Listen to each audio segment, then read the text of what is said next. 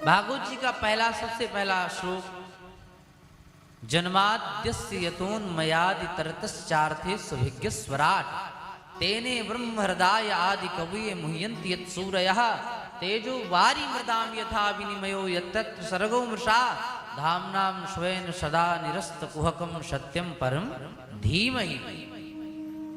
पहला शब्द क्या था? जन्माद्यस्य, जन्म। पहला शब्द क्या है? जन्म। हमारे जीवन की यात्रा भी जन्म से ही प्रारंभ होती है और भागवत की यात्रा भी जन्म से ही प्रारंभ हुई है। भागवत की यात्रा मानो व्यक्ति को संदेश देना चाहती है कि भागवत जी का सबसे अंतिम श्लोक है, नाम संकीर्तनम यस्य सर्व पाप प्रणाशम प्रणामो दुख समनस्तम नमामि हरिम परम। सबसे अंतिम श्लोक में क्या आया है? परम। पहला शब्द क्या है? जन्म, और सबसे अंतिम शब्द परम। मानो भागवत जी संदेश देना चाहती हैं कि भैया जन्म से यात्रा तो प्रारंभ करिए, लेकिन यात्रा को यदि पूरा करना है तो परम तक जाना होगा। हमें परम को पकड़।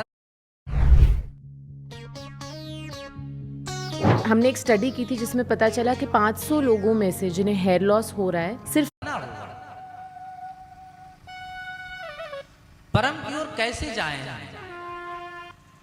परम की ओर कैसे जा सकते हैं? तो बहुत अच्छा है, क्या साधन सबसे सरल है।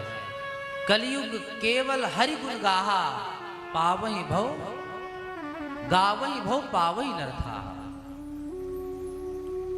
केवल मात्र हरि गुण गाहा, एक तो ये साधन है परम तक जाने के लिए। दूसरा बोले दूसरा साधन है, जैसे मान लो कहीं सत्संग हो रहा है, मान लो कहीं भागवत बैठा है, अपने भाषा में कहा जाए तो हम लोग कहते हैं ना कि भागवत बैठा है।